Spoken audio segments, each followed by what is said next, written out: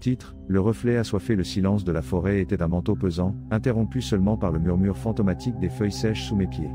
Je m'étais trop aventuré, suivant un sentier oublié qui promettait, selon la légende locale, un puits au souhait.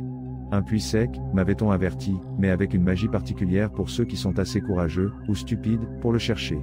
La curiosité, cette vieille et persistante ennemie, m'avait entraîné jusqu'à lui. Finalement, je l'ai trouvé. Ce n'était pas le monument imposant que j'imaginais, mais une bouche sombre et discrète dans le sol, entourée de pierres recouvertes de mousse. L'air autour était froid, presque palpable, un avertissement glacial que j'ai délibérément ignoré. Je me suis agenouillé au bord, le cœur battant d'un mélange de peur et d'attente. Le puits était, effectivement, sec. Mais pas vide. Au fond, l'obscurité était absolue, un abîme sans étoiles qui absorbait la lumière. Je me suis penché un peu plus, cherchant du regard quelques vestiges de la magie dont on parlait. Alors, je l'ai vu. Un visage. Reflété dans la profondeur insondable, une pâle lune en miniature. C'était mon visage, mais il y avait quelque chose de terriblement, fondamentalement mal. Les yeux étaient trop brillants, presque fébriles, et le sourire qui se dessinait au coin des lèvres était froid, prédateur. J'ai cligné des yeux, croyant que c'était une illusion, un tour de la lumière et des ombres. Mais le visage était toujours là, m'observant avec une intensité qui m'a fait reculer instinctivement. Une voix enfantine, douce et mielleuse, a émergé du puits, brisant le silence oppressant. « Veux-tu jouer ?» L'air est devenu encore plus froid, et la peur, avant un picotement dans la nuque, s'est transformée en un poing glacé serrant mon cœur. J'ai essayé de me lever, mais mes jambes étaient lourdes, comme si elles étaient enracinées dans le sol. Le visage dans le puits a souri encore plus, et la voix, toujours enfantine, est devenue plus insistante. « Viens jouer. C'est amusant ici en bas. » Je savais que je devais m'éloigner. Chaque fibre de mon être criait pour échapper à cet endroit maudit. Mais j'étais paralysé, fasciné par l'image grotesque de mon reflet. La voix a répété son invitation une fois de plus, mais cette fois, quelque chose avait changé.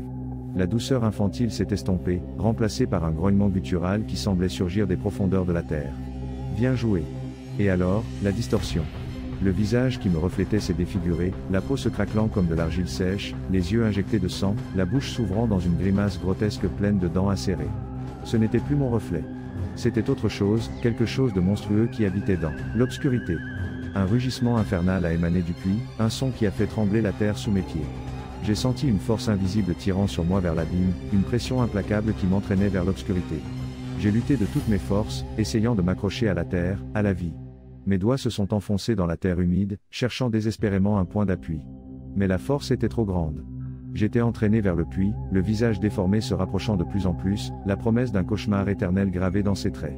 Dans un dernier acte de désespoir, j'ai fermé les yeux et crié, un cri primal de terreur qui a résonné dans la forêt.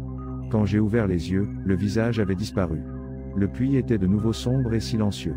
Mais la sensation de terreur était toujours présente, un frisson persistant qui parcourait mon épine dorsale. Je me suis levé en tremblant, les jambes flageolantes, le corps couvert de sueur froide. J'ai couru comme jamais auparavant, sans regarder en arrière, sans me soucier de où j'allais, seulement avec le besoin impérieux de m'éloigner de cet endroit maudit. Je suis retourné à la civilisation, mais l'horreur du puits m'a poursuivi. Je dormais avec les lumières allumées, terrifié de voir mon propre reflet dans l'obscurité. Un jour, alors que je me rasais, je me suis arrêté devant le miroir. J'ai observé mon visage, cherchant tout signe de la monstruosité que j'avais vue dans le puits. Il avait l'air normal. Trop normal. Alors, je l'ai entendu. Un murmure, à peine audible, mais indubitable. « Veux-tu jouer ?» Je me suis retourné brusquement, cherchant l'origine de la voix. Mais j'étais seul. Le murmure s'est répété, plus fort cette fois, provenant du miroir. Lentement, mon reflet a souri. Ce n'était pas mon sourire. C'était le sourire froid et prédateur que j'avais vu dans le puits. La terreur m'a envahi de nouveau, plus profond, plus viscéral que jamais. J'ai reculé, trébuchant sur le tapis, tombant au sol. Mon reflet dans le miroir s'est déplacé.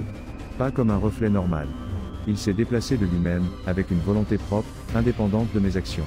Il a tendu une main vers moi, une main pâle et osseuse, avec des ongles longs et acérés. « Tu joues déjà » a murmuré mon reflet, la voix déformée en un rugissement infernal. La main m'a touché. Un froid glacial a parcouru mon corps, me paralysant. La pièce s'est obscurcie, et j'ai senti que je m'enfonçais, entraîné vers les profondeurs insondables de l'obscurité. Et alors, le silence. Mais pas un silence paisible. Un silence oppressant, plein de la promesse d'une horreur éternelle. Quelque part, dans l'obscurité, un enfant demande « Veux-tu jouer ?» et le cauchemar recommence. Le puits attend. Le reflet assoiffé de vengeance aussi. Son cri résonnera à jamais dans l'obscurité.